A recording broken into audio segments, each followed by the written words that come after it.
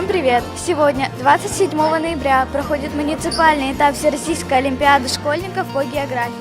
Участников принимает гостеприимный коллектив 33-й школы города Якутска. География – одна из древнейших наук. Она касается всех сторон жизни человека и общества, наиболее тесно связана с реальной жизнью.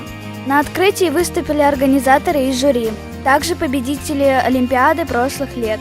География – это одна из фундаментальных наук о природе. Получается, мы можем изучать и общество, и природу одновременно. И это одна из главных фишек географии в том, что она совмещает и природу, и человека, и человеческое общество.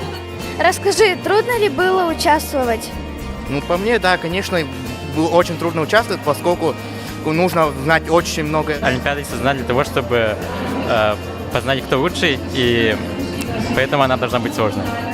Если раньше географию можно было назвать наукой для общего ознакомления с миром, то сейчас она важная часть образовательного процесса, такая же, как и изучение иностранных языков.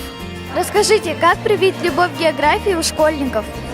Любовь к географии у школьников, ее незачем проявлять, так как география – это одна из тех наук, от которых невозможно сбежать. Так как мы находимся на Земле, изучение географии целесообразно. Что вы можете рассказать про Олимпиаду и содержание заданий? Ой, это я не могу ничего вам рассказать, еще рано.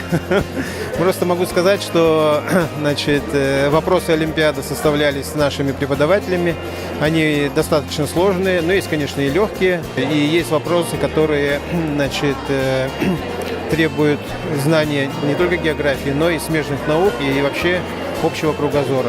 Эта Олимпиада ежегодно проходит в 33-й школе. Пожелаем всем участникам удачи, особенно участникам с моей 31-й школы. С вами были Валерия Вертецкая, Артем Мелешкин. Всем пока!